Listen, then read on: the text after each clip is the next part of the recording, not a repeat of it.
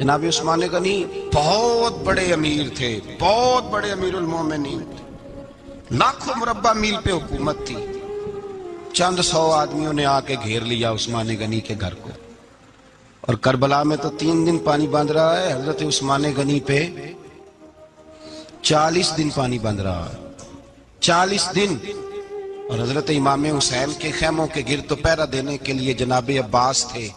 اور میں تاریخ کے سارے معتبر حوالے عرض کر سکتا ہوں کہ جب حضرت عثمان غنی کو خطرہ ہوا تو مولا علی شیر خدا نے امام حسن اور حسین کو تلواریں پکڑائیں اور فرمایا دروازے کے آگے کھڑے ہو جاؤ، کوئی بدبخت تمہارے خالو عثمان غنی کے دروازے تک جانے نہ پائے۔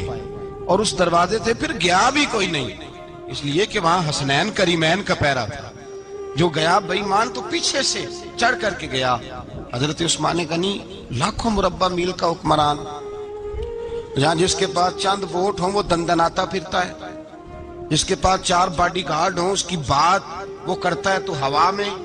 حضرت عثمان غنی کے پاس ہزاروں کی فوج ہے، چند 100 لوگوں نے آپ کے گھر کو گھیر لیا، شہید کرنا چاہتے ہیں۔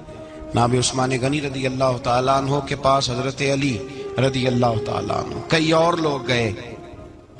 کہا عثمان 3 باتیں ہیں، یا تو ہمیں اجازت دو، یا تو تم تھوڑی دیر کے لیے خلافت چھوڑ دو، حکومت چھوڑ دو، چند دنوں کے لیے کسی اور کو امیر بناؤ۔ جناب عثمان کہنے لگے مجھے تو حکومتوں سے دلچسپی نہیں، لیکن میں چھوڑ نہیں سکتا، اس لیے کہ میرے مصطفیٰ کریم علیہ السلام نے مجھے فرمایا تھا عثمان اللہ تجھے قمیض پہنائے گا، لوگ اتارنا چاہیں گے پر تم اتارنا نہ۔ فرمایا میں سمجھ گیا ہوں، اس سے مراد یہی ہے، میں نہیں چھوڑتا۔ کہا عثمان پھر اس طرح کریں، ہمیں اجازت دیں، یہ چند 100 لوگ ہیں، ہماری تلواریں چند منٹ میں فیصلہ کر دیں گی۔ جناب عثمان غنی فرمانے لگے میں نبی پاک کا شہر اپنی وجہ سے خون میں رنگ دوں، میری وجہ سے؟ نبی پاک علیہ السلام نے فرمایا تھا ایک مینڈا ہوگا، بکرا، جس کی وجہ سے میرے مدینے کی گلیوں میں خون بہے گا، میں وہ بکرا نہیں بننا چاہتا۔ فرمایا میں نہیں چاہتا میری وجہ سے خون بہے اور حضور کے مدینے میں بدامنی ہو۔ عثمان کی جان جاتی ہے تو جائے، پر نبی پاک کے مدینے میں شور نہیں ہونا چاہیے۔ اے پائے نظر ہوش میں آ، یہ کوہ نبی ہے، آنکھوں سے بھی چلنا یہاں بے ادبی ہے۔ تو کہا عثمان پھر اس طرح کرو، کچھ دنوں کے لیے مکے چلے جاؤ۔ میری بات کی سمجھ آ رہی؟ کچھ دنوں کے لیے مکے چلے جاؤ۔ تو جناب عثمان نے داڑھی پکڑ لی، کہنے لگے دیکھ رہے ہو ساری سفید ہو گئی ہے، میں نبی پاک کا شہر چھوڑ کے نہیں جانا چاہتا، میں رسول اللہ کے مدینے میں مرنا چاہتا ہوں، میں نہیں چھوڑوں گا حضور کا شہر۔ یہ انداز ہے جناب عثمان غنی۔ بڑا ستایا گیا حضرت عثمان غنی کو، پراپوگنڈے کیے گئے، آپ کے خلاف مہم چلی، عبداللہ ابن سبا نے بڑی مہم جوئی کی آپ کے خلاف، یہودیوں نے مسلمانوں کا روپ دھار کر بڑا آپ کو ستایا، تکلیفیں دی، جی آپ اپنے رشتہ داروں کو بڑا دیتے ہیں، فرمایا کرتے تھے جیب سے دیتا ہوں، مال خزانہ سے نہیں دیتا۔ حضرت عثمان غنی رضی اللہ تعالیٰ عنہ کو بڑا ستایا گیا۔ یہ وہ واحد ہستی ہے حضرت عثمان غنی جنہوں نے شہادت قبول کر لی لیکن تلوار نہیں چلنے دی، لوگوں کو ایک دوسرے کے گلے نہیں کاٹنے دی، وہ شخصیت ہے حضرت عثمان غنی کی، لیکن بڑا ستایا گیا، بڑا پراپوگنڈا۔ مجھے بتائیے اس کے بارے میں اللہ قرآن کی آیتیں نازل کر دے، اور جس کے بارے میں مصطفیٰ کریم ایک بار نہیں 3 بار جنت کی بشارت عطا کر دے، کوئی بندہ ہمیں تاریخ بتائے، حوالے دے، کہانیاں سنائے، تو ہم اس کی کہانیاں دیکھیں گے یا نبی پاک کا فرمان دیکھیں گے؟ بولیں، جا کے بولیں، جا کے۔ کسی کہانی پر کبھی بھی کان، بس ایک حدیث میں نے بڑی دفعہ سنائی ہے، پھر سناتا ہوں، ترمذی میں ہے، نبی پاک جنازگاہ تک گئے جنازہ پڑھنے، یا رسول اللہ فلاں آدمی انتقال کر گیا، جنازگاہ تک تشریف لے گئے جنازہ پڑھانے، لیکن جنازگاہ تک پہنچ کر محبوب نے فرمایا اس کا جنازہ نہیں پڑھانا۔ یا رسول اللہ کیوں؟ فرمایا اس لیے کہ یہ عثمان غنی سے بغض رکھتا تھا۔ نبی پاک سید عالم صلی اللہ تعالی علیہ وآلہ وسلم نے خود اپنی زبان مبارکہ سے ترمذی شریف میں حدیث موجود ہے کہ نبی پاک صلی اللہ علیہ وسلم احد پر گئے تو احد کانپنے لگا، تو حضور نے فرمایا احد ٹھہر جا، تیرے اوپر ایک نبی، ایک صدیق اور 2 شہید موجود ہیں۔ تو وہ 2 شہید کون تھے؟ ایک حضرت عمر فاروق، ایک حضرت عثمان غنی رضی اللہ تعالی۔ خود حضور نے فرمایا۔ حضرت عثمان غنی کہ جو نانی ہے نا یہ نبی پاک کی سگی پھوپھی ہیں. حضرت عثمان غنی رضی اللہ تعالیٰ عنہ کی جو نانی ہے وہ حضور کی سگی پھوپھی ہیں. یہ چوتھی پانچویں نسل میں جا کے اللہ کے رسول صلی اللہ علیہ وسلم کا خاندان ہی بنتا ہے. اللہ کے محبوب علیہ السلام کی 4 بیٹیاں تھیں اور چاروں کی چاروں حضرت خدیجۃ الکبریٰ رضی اللہ تعالیٰ عنہ کے بطن سے پیدا ہوئی تھی. 4 بیٹیاں. حضور صلی اللہ علیہ وسلم نے پہلے اپنی بیٹی حضرت رقیہ کا نکاح حضرت عثمان غنی رضی اللہ تعالیٰ عنہ کے ساتھ فرمایا. ان کا انتقال ہو گیا تو محبوب نے دوسری صاحبزادی جناب ام کلثوم رضی اللہ تعالیٰ عنہ کا نکاح حضرت عثمان غنی کے ساتھ فرما دیا. 2 شہزادیاں، 2 بیٹیاں. یہ جو کہا جاتا ہے نا عثمان ذوالنورین، عثمان ذوالنورین کا مطلب ہے 2 نوروں والا. 2 کچھ بادشاہ قسم کے لوگ ہیں، بیٹیوں کو نور مانتے ہیں، باپ کو نہیں مانتے. نبی پاک کی دونوں بیٹیوں کو نور مانتے ہیں لیکن ان کے والد نبی پاک صلی اللہ علیہ وسلم کے بارے میں باتیں گول کر جاتے ہیں. 2 بیٹیاں نکاح میں آئیں تو کیا لقب ہوا؟ عثمان. اور مزے کی بات یہ ہے کہ حضرت عثمان کو ذوالنورین مولا علی شیر خدا کہا کرتے تھے. حضرت علی کہا کرتے تھے عثمان تو ذوالنورین ہے، 2 نوروں والا. بریلی کے امام فرمانے لگے تیری نسل پاک میں ہے بچہ بچہ نور کا، تو ہے نے نور تیرا سب گھرانہ نور کا. اور کہنے لگے نور کی سرکار سے پایا 2 شالہ نور کا، نور کی سرکار سے پایا 2 شالہ نور کا. ہو مبارک تجھ کو ذوالنورین جوڑا نور کا. مبارک دے رہے ہیں دوسری شادی پر، کہتے ہیں ہو مبارک تجھ کو ذوالنورین جوڑا نور کا. تو حضرت عثمان غنی رضی اللہ تعالیٰ عنہ 4 5ویں مسلمان ہیں. حضرت ابو بکر صدیق رضی اللہ تعالیٰ عنہ تاجر تھے، تاجروں سے ان کی دوستی تھی. حضرت عثمان غنی بھی تاجر تھے تو جناب سیدنا ابو بکر صدیق نے انہیں تبلیغ کی تو وہ مسلمان ہو گئے. جب کلمہ پڑھا تو چچا نے باندھ دیا گھر کے اندر، کئی دن باندھے رکھا، کہنے لگا دین چھوڑنا پڑے گا. تو آپ نے فرمایا وہ تو جگہ ہی ایسی ہے جو ایک دفعہ گیا ہے دوبارہ چھوڑ سکتا ہی نہیں، ہو ہی نہیں سکتا. حضرت عثمان غنی سابقون الاولون میں سے ہیں، ابتدائی لوگوں میں سے. ان کی زندگی کے بڑے حسین واقعات ہیں، آپ جانتے ہیں. میں 2-3 باتیں صرف ان کی حوالے سے عرض کروں گا.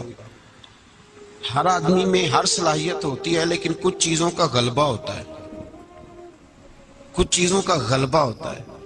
حضرت عثمان غنی میں 2-3 چیزوں کا بڑا غلبہ تھا. سخی تھے تو دریا سے بھی زیادہ سخاوت فرماتے تھے. مالاں والے سخی نہیں ہوندے تے سخیاں کل مال نہیں ہوندا. ایتھے اوتھے دوویں جہانی سخی کنگال نہیں ہوندا.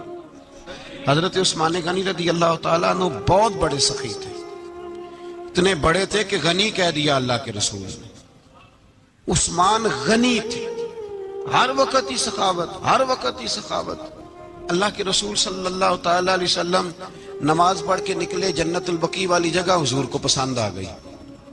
فرمایا کچھ صحابہ آتے ہیں یہاں تو انہیں سواریاں کھڑی کرنے کا مسئلہ ہے. آج کل نہیں مسئلہ ہوتا پارکنگ کا، اس زمانے میں اونٹ گھوڑے باندھنے کے لیے حویلی چاہیے تھی. تو حضور علیہ السلام آ کے بیٹھے تو فرمایا جگہ بڑی اچھی ہے، کبھی مل جائے نا تو صحابہ کو سواریاں باندھنے کے لیے اچھی رہے گی.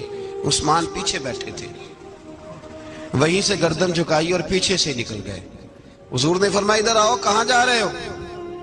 کہا یا رسول اللہ جو جگہ آپ نے کہی ہے میں دیکھنے جا رہا ہوں. تو حضرت عثمان غنی دیکھنے گئے، جب واپس پلٹے تو میرے کریم نے فرمایا عثمان دیکھ آئے ہو، دیکھ آئے ہو، دیکھ آئے ہو. عرض کی محبوبہ دیکھنی کیا آتی، تجھے پسند آئی تھی، میں خرید آیا ہوں، خرید آیا ہوں. دیکھنا آنا جانا یہ تو وہاں ہوتا ہے جہاں سودے بازی ہو. رنگے چمن پسند نہ پھولوں کی بو پسند، ہم کو ہے وہ پسند جسے آئے تو پسند. بات ختم ہو گئی، آپ کو پسند آئی تھی میں نے خرید لی. میرے رسول پاک صلی اللہ علیہ وسلم کے ساتھ پتہ نہیں لوگ کہاں بیٹھ کے دین پڑھتے ہیں، اختلاف ثابت کرتے ہیں. جو جگہ مصطفیٰ کو پسند آئی عثمان نے خریدی، اس جگہ پہ سیدہ فاطمہ الزہرا کا مزار بنا ہوا ہے. उस जगह बीबी पाक का मज़ार है जो हजरत सैयदना उस्मान गनी की खरीदी हुई है। इसका मतलब है ये जगह मुस्तफ़ा की भी पसंदीदा है, अहले बैत की भी पसंदीदा है। हजरत उस्मान गनी का मिजाज है, हुजूर ऐलान कर रहे थे, इसका मतलब है चंदे का ऐलान करना भी नबी पाक की सुन्नत है। इसलिए हम भी कभी कभी ये सुन्नत अदा कर लेते हैं। चंदे का हुजूर ने ऐलान किया, जैशे उसरा के लिए बहुत बड़ा लश्कर जाना था, फरमाया उठो भाई हिस्सा डालो। हजरत उस्मान ने दाएं बाएं देखा, कितने बहुत ज्यादा सिपाहियों के लिए बहुत ज्यादा सामान चाहिए, कहत का जमाना है। जनाब उस्मान उठे का या रसूलल्लाह 100 फौजियों का खर्चा, उनका घोड़ा भी दूंगा, घोड़े पर रखने के लिए या रसूलल्लाह सल्लल्लाहु अलैहि वसल्लम जो कजाबा होता है, काठी होती है, वो भी मेरी, फौजी की वर्दी भी मेरी, और जब तक वापस आएगा तब तक सारा खाने का खर्चा भी मेरा। नबी पाक सल्लल्लाहु अलैहि वसल्लम मुस्कुराए, फरमाया उस्मान अल्लाह तुझसे राजी हो। थोड़ी देर के बाद फरमाया फिर उठो भाई। दाएं बाएं देखा, कोई उठा ही नहीं। हजरत उस्मान फिर खड़े हो गए, कहा हुजूर 100 मेरा और शामिल कर ले। नबी पाक ने फिर ऐलान किया। हजरत उस्मान कहते हैं मेरे ना दिल को कुछ होता था, फिर उठे, कहा हुजूर मेरा तीसरा 100 भी शामिल कर ले। फरमाते हैं जनाब उस्मान गनी चौथी दफा मेरे मुस्तफ़ा ने ऐलान किया तो मुझसे ना ही रहा गया। मैंने कहा महबूबा ऐलान न करो, आप इशारा करो, उस्मान के पास जो कुछ भी है वो मोहम्मद अरबी के कदमों का ही सदका है, आप ऐलान करो, हाजिर है, अर्श है, हाजिर है। फूक फूक के देना, देख देख के देना, ये तो वहां का सौदा होता है जहां सौदेबाजी होती है। लेकिन यहाँ तो या रसूल अल्लाह जब तक बिके न थे कोई पूछता न था, ये तो तूने खरीद कर हमें अनमोल कर दिया। और मुझे वो बात बड़ी पसंद है, मैं तन्हाइयों में किताब खोल के पढ़ता हूँ, तन्हाइयों में पढ़ता हूँ मेरे रसूल पाक सल्लल्लाहु ताला अलैहि वसल्लम। और मैं जब मुझे कभी लुत्फ लेना होता है तो मैं साहिब तबकात की ये रवायत खोल के बैठ जाता हूँ जब अपना मजा लेने को दिल करे। हजरत उस्मान गनी शहजादे थे, दौलतमंद बाप के बेटे थे, रईस आजम थे। अमीरों के बच्चे नाजुक मिजाज होते हैं, मूड के मालिक होते हैं। बहुत बड़े रईस थे, पर इश्क लगा सी खेडा खेड दी नूं, तो फिर खेडा भुल गईयां। कज्जल पाया सी यार दे वेखने ने, फिर ओदी याद विच रोंदियां ही डुल गईयां। हैदर शाह इस गली कदे न रुलदी, पर हुण ते रुलदी 4-5 दिन के बाद मदीने आए, सफर पे गए हुए थे। हुजूर के पीछे नमाज पढ़ी तो महबूब के चेहरे पे जरा नकाहत है, कमजोरी है। हजरत बिलाल को मिले, कहने लगो बिलाल मैं 4 दिन बाहर रहा हूं, हुजूर के चेहरे पे कमजोरी क्यों है? जनाब बिलाल कहने लगे जा घर जाके पूछ ले। कहता मैंने दरवाजे पे दस्तक दी, सैयदा आयशा सिद्दीका अंदर से बोली कौन है? मैंने कहा अम्मा जी गुलाम हूं उस्मान, मैं 4 दिन के बाद आया हूं तो चेहरे पे बड़ी कमजोरी है। फरमाते जनाब आयशा हिचकी लेके रोई, क्या हुआ? तो कहने लगी उस्मान 4 दिन हो गए कौनैन के मालिक ने रोटी कोई नहीं खाई, एक प्याला दूध का, एक खजूर। हजरत उस्मान गनी रज़ी अल्लाह ताला का, अम्मा जी आप पर्दे में नहीं चली जाती? शहजादा दौड़े गए, घर से अनाज की बोरी कंधे पे रखी, हर चीज उठाई। गुलाम कहने लगा मुझे दे दो, 20-20 नौकर हैं घर में। फरमाया नहीं ये मेरी ड्यूटी है, मैं नहीं करनी। उस्मान खुद गए, रसूल पाक के घर में झाड़ू दिया, चूल्हे में आग जलाई। हजरत आयशा कहती है मैं पर्दे के पीछे से देख रही थी, जब उस्मान फूंके मारते थे तो दाढ़ी से धुआं निकलता था। पर उस्मान जिसने पानी का प्याला भी खुद नहीं पिया था, उसने सालन पकाया, फिर रोटियां पकाई तो हाथ जले। खाना पका के और दस्तरखान लगा के मस्जिद में हाजिर हुए। कहा महबूबा अगर मेहरबानी करें तो घर नहीं आते? हुजूर तशरीफ लाए और जब पहला लुकमा तन तंदूर हड्डां दा बालन ते असी हावां नाल तपाया, कप कप मुखियां पेड़े कीते, उत्तों इश्क पलेथन लाया, तन दी हांडी मन दा सालन, उत्तों लून सबर दा पाया। गुलाम फरीदा मैं सारी तेरी, तेनू अजे यकीन नहीं आया? का महबूब यहाँ बैठे तो सही, यहाँ बैठे तो सही। हुजूर तशरीफ फरमा हुए और पहला लुकमा जब नबी पाक ने मुंह में रखा तो उस्मान तड़प के रोए। 600 दिनार नीचे रखे, یا رسول اللہ میں نے دولت کو آگ تو نہیں لگانی اگر تیرے کام نہ آئے. حضور کس کام کی یہ جائیدادیں، کس کام کی؟ اگر آپ کے گھر میں 4 دن کھانا نہ پکے. حضرت عائشہ صدیقہ فرماتی ہیں عثمان تو چلے گئے، یہ کہہ کے تو میرے مصطفیٰ نے پھر ہاتھ اٹھائے اور ایسی دعا دی کہ میں تڑپ اٹھی، میں رونے لگی. حضور نے جھولی اٹھا کے کہا اے اللہ میں عثمان سے راضی ہوں، تو بھی میرے عثمان سے راضی ہو جا. اے اللہ میں راضی ہوں، تو بھی راضی ہو جا. اور بھائی یہ درد، یہ ذوق، یہ مزاج، یہ انداز، یہ حضرت عثمان غنی کو اللہ نے عطا فرمایا. آپ آج لوگ اعتراض کرتے ہیں ہم پہ، کہتے ہیں تم پہلے مدینے بعد میں مکے، زیادہ دن مدینے تھوڑے دن. یہ کیا انداز ہے تمہارا؟ سنو حدیبیہ جس کا ذکر قرآن مجید نے کیا، ید اللہ فوق ایدیہم، پڑھو نا گھر میں جا کے قرآن مجید. حضرت عثمان غنی رضی اللہ تعالیٰ عنہ ساتھ تھے جب نبی پاک صلی اللہ علیہ وسلم 1400 صحابہ کو لے کے عمرے کی نیت سے نکلے. حدیبیہ کی مقام پر کافروں نے روک لیا، کہا عمرہ نہیں کرنے دیں گے. حضرت سیدنا عثمان غنی کو نبی پاک نے سفیر بنا کے بھیجا. جناب عثمان غنی کئی سالوں کے مکے سے بچھڑے تھے، سامنے کعبہ نظر آیا، احرام بندھا ہوا ہے. جب سفیر بن کے گئے تو ابو سفیان کہنے لگے عثمان ہم تیرے رسول کو تو ابھی عمرے کی اجازت نہیں دیتے، باقی لوگ تو نہیں آتے، وہ سامنے کعبہ ہے، وہ حجر اسود ہے، وہ سارا کچھ ہے، طواف کرنا ہے تو کر لو، استلام کرنا ہے تو کر لو، اگر تم نے کعبے کے اندر نماز پڑھنی ہے تو پڑھ لو، صفا مروہ کے پھیرے لگاؤ، تمہیں اجازت ہے. نبی عثمان غنی فرمانے لگے قسم ہے رسول کی زلفوں کی، جب تک میرے مصطفیٰ طواف نہیں کریں گے عثمان بھی کوئی نہیں کرے گا. عثمان بھی وہ کون سا طواف ہے جس میں طواف اور مدینے والا نہ ہو؟ وہ کون سا عمرہ ہے جس میں عمرہ ہو اور رسول پاک نہ ہو؟ وہ کون سا حج ہے جس میں حج ہو اور امام الانبیاء نہ ہو؟ بریلی کے امام بول پڑے، فرمانے لگے حاجیو آؤ شہنشاہ کا روضہ دیکھو، کعبہ تو دیکھ چکے اب کعبے کا بھی کعبہ دیکھو. اور فرمانے لگے غور سے سن تو رضا، کعبے سے بھی آتی ہے صدا، میری آنکھوں سے میرے پیارے کا روضہ دیکھو. یہ ہمیں حضرت عثمان غنی نے سکھایا ہے عقیدہ، یہ عقیدہ حضرت عثمان غنی کا ہے. بات دور نکل جائے گی.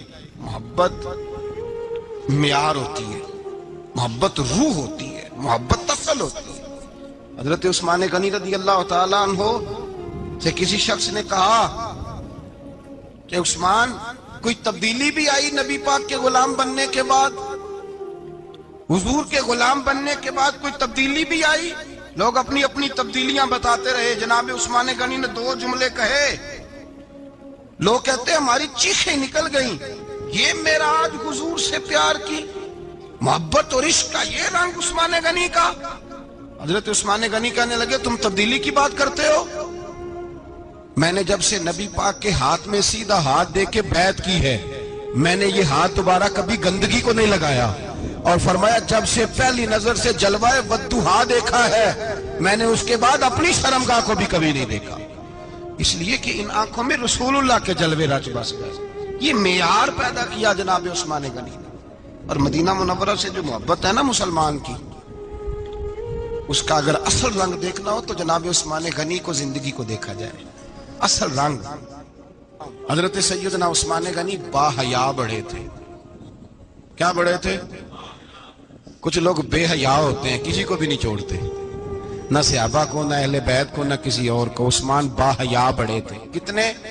حضرت عائشہ صدیقہ فرماتی ہیں، مشکات میں مسلم میں موجود ہے، آپ فرماتی ہیں نبی پاک بیٹھے تھے تو حضور کی نا پنڈلی مبارک، مرد کے لیے حکم ہے ناف سے گھٹنے تک چھپا کے رکھے. پنڈلی ننگی ہو بھی جائے نا یہ پنڈلی تو اس کی اجازت ہے شریعت میں مرد کے لیے. فرماتی ہیں اللہ کے محبوب لیٹے ہوئے تھے اور حضور کی طامت پنڈلیوں سے تھوڑی اونچی تھی. تو حضرت ابو بکر صدیق آئے تو نبی پاک نے فرمایا آ جاؤ. حضور لیٹے رہے.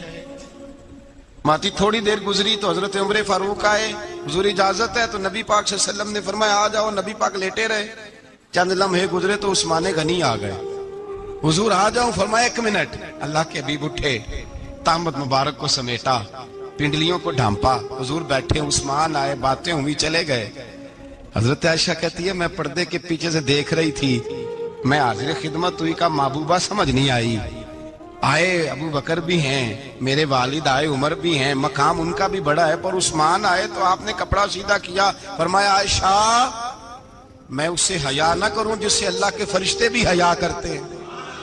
حضرت عثمان غنی رضی اللہ تعالیٰ عنہ اپنے گھر کے اندر ہوتے تو کئی کپڑے لپیٹے رہتے، کئی کپڑے جناب۔ میں ایک نتیجہ آپ کے سامنے رکھنا چاہتا ہوں، میری طرف دیکھیں، کئی کپڑے لپیٹے رہتے، کپڑوں کے اوپر کپڑے، شرم و حیا کے پیکر۔ جناب عثمان غنی غسل کرتے تو کپڑوں سمیت کرتے، فرماتے نا بھائی مجھے شرم آتی، پیکر شرم و حیا۔ اس کا نتیجہ کیا نکلا؟ حضرت رقیہ رضی اللہ تعالیٰ عنہ کے ساتھ جناب عثمان غنی کا جب نکاح ہوا تو ابھی پردے کی آیتیں نہیں آئی تھی، شرم و حیا کے پیکر تھے، ابھی پردے کا حکم نہیں آیا تھا۔ صحابہ بے دریغ آتے جاتے تھے ایک دوسرے کے گھروں میں۔ اللہ کے محبوب علیہ السلام نے گوشت پکایا تو فرمایا حضرت اسامہ بن زید کو جاؤ عثمان کو بھی دے آؤ۔ جناب اسامہ بن زید فرماتے ہیں میں نے گوشت پکڑا، سالن پکڑا اور ان کے گھر پہنچا، جامع ترمذی میں موجود ہے۔ فرماتے ہیں میں جب اندر داخل ہوا مصطفیٰ کی شہزادی کو دیکھا اور پھر عثمان غنی کو دیکھا۔ فرماتے ہیں جنہیں میں نے دیکھا ایسا جوڑا میں نے کبھی نہیں دیکھا تھا۔ میں بس ہلکا سا مسکرا کے پلٹ آیا، نہ انہوں نے کچھ پوچھا نہ میں نے کچھ بتایا۔ فرماتے ہیں جب میں مسجد میں داخل ہوا نا، پہلا قدم ہی رکھا تو مصطفیٰ کریم نے فرمایا اسامہ دے آئے ہو سالن؟ میں نے کہا یا رسول اللہ دے آیا ہوں۔ فرمایا ایسا سونا جوڑا پہلے کبھی دیکھا ہے؟ دیکھا ہے کبھی؟ میں نے کہا نہیں حضور میں نے نہیں دیکھا۔ تو میرے مصطفیٰ کریم یہ لفظ ترمذی کے نہیں، عیشا ولی اللہ صاحب نے ازالۃ الخفا میں لکھیں، میرے محبوب پاک علیہ السلام نے فرمایا عثمان کی شکل ایک تو جد الانبیاء ابراہیم خلیل اللہ سے ملتی ہے، اور دوسرا فرمایا اگر کسی نے میرے جلوے دیکھنے ہو تو وہ بھی عثمان کے چہرے میں نظر آئیں گے۔ او نوجوانوں پیغام دے رہا ہوں، رزلٹ نکال رہا ہوں، بے حیائی بے شرمی کی گفتگو والے کے چہرے پہ حسن نہیں آتا، تو حیادار بنتا جا، رب تعالیٰ تجھے حسن و جمال عطا فرماتا جائے گا۔ جتنا حیا تیرے اندر ہوگا اتنا نور تیرے مکھڑے پہ ہوگا، جتنی شرم میں تو لپٹا ہوا ہوگا اتنی اللہ تجھے تازگی عطا کرے گا۔ میرے صاحب فرمایا کرتے جو گند بولتا ہے اس کے چہرے کا حسن سب سے پہلے چھن جاتا ہے، اور فرمایا جو بری باتیں سوچتا ہے جس کی سوچ بری ہوتی ہے سب سے پہلے اس کے چہرے کا حسن بگڑتا ہے۔ اگر چتاتا ہے تازہ رہے، ٹھنڈا رہے، نورانی رہے، تو پھر حضرت عثمان نے تجھے بتایا ہے کہ شرم والا بن کے رہ، اللہ سب سے زیادہ حسن تجھے ہی عطا فرما دے گا۔ زیادہ بولنے والا، زیادہ باتیں کرنے والا، جو منہ میں آیا کہہ گیا، اس آدمی کی نورانیت چلی جاتی ہے۔ اگر لوگ وہ کریموں سے نہیں آتا اور نائی کے پاس بیٹھ کے چہرے پہ روز نیا ڈیزائن نئی لکیر بنوانے سے حسن نہیں آتا، حسن شرم و حیا سے آتا ہے۔ یہ جو ہم عارضی حسن خرید کے لاتے ہیں نا 4 پیسے کا، یہ ماند نہیں پڑتا، یہ تباہ کرتا ہے اور یہ تباہ ہو جاتا ہے۔ کچھ لوگ ایسے ہوتے ہیں، کچھ لوگ جن کے پاس بیٹھنے کو اتنا دل نہیں کرتا جتنا ان کا چہرہ دیکھنے کو دل کرتا ہے۔ ان کے پاس بیٹھنے کو بعضوں کا دل کرتا ہے کہ بس نہ ذرا، اور طبیعت آج میں ہو کے آیا ہوں، عرس تھا حاجی صادق صاحب رحمۃ اللہ علیہ، میں نے ان بزرگوں کو دیکھا ہے، ہم نے نظر بھر کے آنکھوں میں آنکھیں ڈال کے تو بڑا کم دیکھا ہے، ہم چوری دیکھا کرتے تھے، چوری میں ویکھاں تے میرا یار نہ ویکھے، تے جے میں نام ویکھاں تے ہو ویکھے، ہم لوگ چوری دیکھا کرتے تھے۔ میں نے اپنے حضرت صاحب کو بھی شاید ہی کبھی آنکھوں میں آنکھیں ڈال کے دیکھا ہو، تبھی دیکھا ہے جب وہ کسی اور کو دیکھ رہے ہوتے تھے۔ بھائی ان لوگوں کے اندر کا حسن، شرم و حیا، معصومیت بن کے ان کے چہروں پہ نکھر آتا تھا۔ حضرت عثمان غنی کی شرم و حیا نورانیت بن کے ان کے چہرے پہ آ گئی تھی۔ جناب عثمان غنی پیکر شرم و حیا تھے۔ ایک بات کر دوں اور ختم کروں، حضرت عثمان فرمایا کرتے تھے مجھے 3 باتیں بڑی پسند ہیں۔ کتنی؟ سارے بولے ہو کتنی جی؟ کون کون سی؟ فرمایا کرتے تھے بھوکے کو روٹی کھلانا، ننگے کو کپڑا پہنانا، اور تیسرا میرا دل کرتا ہے مجھے اور کوئی کام نہ ہو، قرآن پاک میرے سامنے رہے اور میں سارا دن تلاوت ہی کرتا رہوں۔ 3 باتیں پسند تھی، بھوکے کو کھانا کھلانا، ننگے کو کپڑا پہنانا، اور یعنی روٹیاں بانٹتے رہتے تھے، سوٹ بانٹتے رہتے تھے، یہ مزاج تھا۔ فرماتے تھے میری پسند ہے، اور تیسرا میرا دل کرتا ہے کہ قرآن مجید پڑھا رہے اور میں وہ کنویں کی بات بڑی معروف ہے، میں نے بس اشارہ کرنا ہے، نبی پاک نے بھی اعلان کیا تو بڑا ہی اعلان کر دیا۔ فرمایا وہ میٹھے پانی کا کنواں ہے، قبضہ یہودی کا ہے، جو بندہ خرید کر وقف کرے گا نا اسے کیا ملے گا؟ تو حضور نے فرمایا میری جیب میں جنت کی ٹکٹ ہے، میں اسے جنت دے دینی۔ یہ ہے عرض جنت، یہ طیبہ کی زمین ہے، جنت بھی یہی، مال کے جنت بھی یہی ہے، جنت لے لے مجھ سے، لے لے۔ حضرت عثمان غنی گئے، اس کو کہا بھائی کنواں میرے ہاتھ بیچ دے۔ کنویں کی قیمت تھی 500-700 دینار۔ تو حضرت عثمان 500-600 دینار کل کنویں کی قیمت تھی۔ جناب عثمان غنی گئے، یہودی کو پتا تھا کہ یہ خریدنا چاہتے ہیں، فرمایا یار یہ کنواں بیچ دو۔ کہنے لگا نہیں بیچنا۔ فرمایا قیمت منہ مانگی، کہنے لگا قیمت میری مرضی کی۔ کہا تمہاری مرضی کی، اپنی اپنی اوقات ہوتی ہے نا قیمت لگانے کی، تمہاری مرضی کی۔ کہنے لگا میری شرط ہے، میں ایک دن کے لیے کنواں دوں گا، ایک دن میں ایک دن آپ۔ فرمایا یہ بھی منظور ہے۔ کتنے پیسے؟ اس نے کہا میں 3000 دینار لوں گا، 500-600 کا ہے۔ حضرت عثمان غنی فرمانے لگے تو نے اپنی اوقات کے مطابق 3000 مانگا ہے، میں 40,000 لے کے آیا تھا، اپنی اوقات کے مطابق مانگا، 40,000 دینار میری جیب میں۔ یہودی کہنے لگا عثمان تو تاجر ہے، اور عام تاجر نہیں، عالمی سطح کا تاجر ہے، لوگ تیری تجارت کی مثالیں عرب میں دیتے ہیں، پر 500-600 کا کنواں 40,000۔ فرمانے لگے مسئلہ کنویں کا نہیں، مسئلہ مصطفیٰ کے فرمان کا ہے، وہ جو حضور کا فرمان پورا کرنا ہے نا، اس کے لیے 40,000 تھوڑے ہیں، میرے پاس تھے ہی اتنے جو لے کے آیا ہوں۔ حضرت عثمان نے پیسے چکائے، اس نے کہا ایک دن پانی ملے گا۔ فرمایا منظور ہے۔ وہ ایک دن بیچا کرتا تھا پانی، حضرت عثمان نے اعلان کر دیا جو میرا دین ہے نا فری پیو۔ ملا رومی رحمۃ اللہ علیہ فرماتے ہیں کنویں سے سادہ پانی نکل جائے تو تازہ آ جاتا ہے، اور اگر پانی کنویں کے اندر رہے سارا ختم نہ ہو تو باسی ہو جاتا ہے۔ اس لیے فرمایا کرتے تھے میں اس کنویں سے پانی پیتا ہوں جس پہ رش زیادہ ہوتا ہے، اس لیے کہ وہاں سے پانی ختم ہوتا ہے تو تازہ آتا رہتا ہے۔ فرماتے تو اللہ کے رستے میں سارا خرچ کر دے، اللہ تازے عطا کر دے گا اور پہلے سے زیادہ عطا کر دے گا۔